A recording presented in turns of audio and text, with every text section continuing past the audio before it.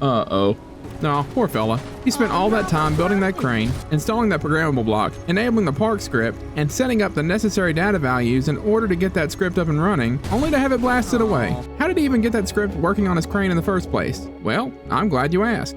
If you're just starting out in Space Engineers, the programmable block might make about as much sense to you as a goose trying to buy grapes, because that's duck behavior. If that's you, then sit back, grab a glass of lemonade, and settle in for a beginner's guide to programmable blocks and enabling scripts. To get the scripts running in your world, you'll need to flip two very important switches. The first one is the master switch, and we have to enable it before we do anything else. In the main menu, click on the Options button, and then look for the Game tab. From there, you need to turn on Experimental Mode by clicking on the box right next to it. And trust me, you have to check this box. If you don't, trying to run scripts is like that moment when your TV remote stops working, and you start to press the buttons harder and harder like that'll fix it, but in all reality, your batteries are just dead. And all you've really done is shown that remote how strong you are. Once you've flipped on the master switch, the next stop on your flip switching journey is in the advanced options of the survival save itself. If you are starting a new survival playthrough, simply make sure to check the option that allows you to use in-game scripts. For you silly gooses with existing survival saves, all you need to do is go to the load game option, highlight the save that you want to enable scripts on, select the edit option, and then make your way to the advanced options and enable scripts that way. And just like that, your world is ready for scripts. But there's a problem. You don't have any. And unless you plan on manifesting them through the power of pure imagination, we're going to have to go on one more journey, this time to the Steam Workshop. The Steam Workshop is a treasure trove of incredibly useful scripts that can enhance your gameplay experience. So immersive! From automated farming scripts, like the Farmhand script by Duke Skyloafer, to scripts that allow you to control an army of angry tanks. Thanks to the Space Engineers community, the possibilities are endless. Once you've found the script that you want to use in your save, simply press the subscribe button. The other subscribe button. Now that you have your scripts, it's time to load up your game, and make your way to the Automation tab in the G menu. In this tab are a gaggle of great AI blocks, which I just did a tutorial on, by the way, peep the card at the top.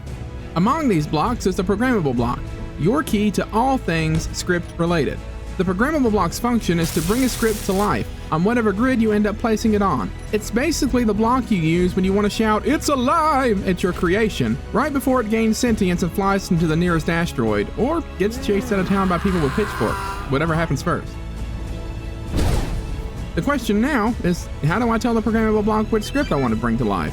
Once you have placed the programmable block onto the grid of your choice, you will need to open up its control panel and make your way to the big old button that says Edit. Once you hit that button, you will be given the opportunity to select the script that you're subscribed to.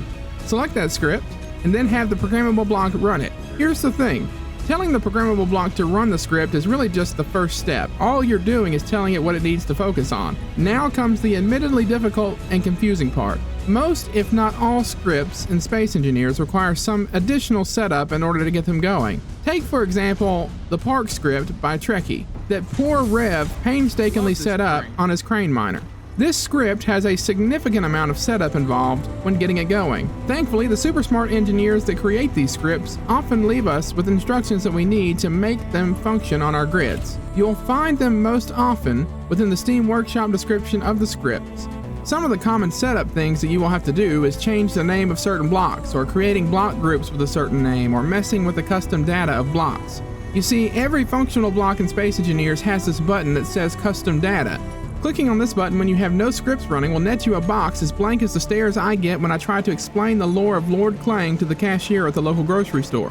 When you do have scripts installed, however, the custom data box may show different variables for you to adjust in order to make a certain block function in the script. So, after you've followed the instructions, named your blocks if you have to, or tweaked custom data, the only thing that you have to do now is actually run the thing.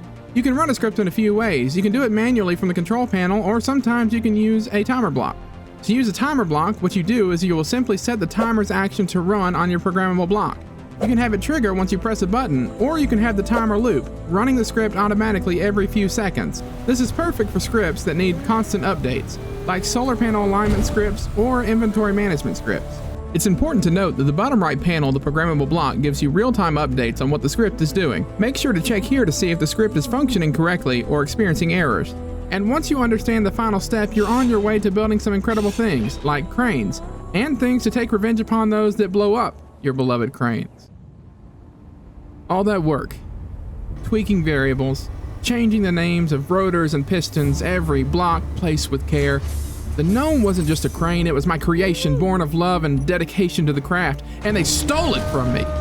Gunned down upon this very ice lake, the remnants of my beloved crane lie frozen, a reminder of what I have lost and a harbinger of my enemy's impending demise.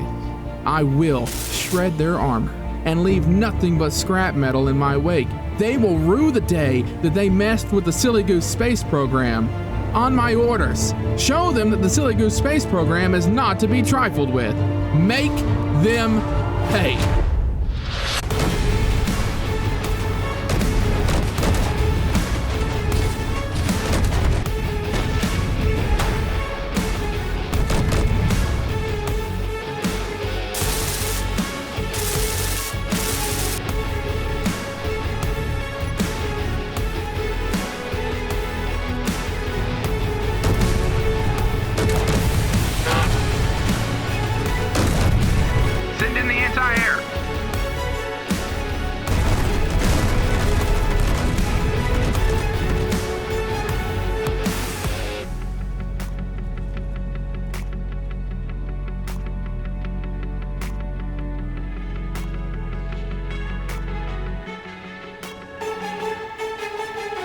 Huh.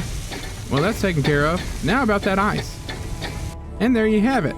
The programmable block is no longer a mystery. So let's quickly recap the golden rules. Enable experimental mode and in-game scripts before you do anything else.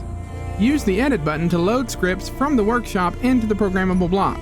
And most importantly, the workshop description is your new best friend. Read it carefully to figure out the specific setup for any script that you use. I know it seems intimidating, but once you've set up one or two, you'll get the hang of it.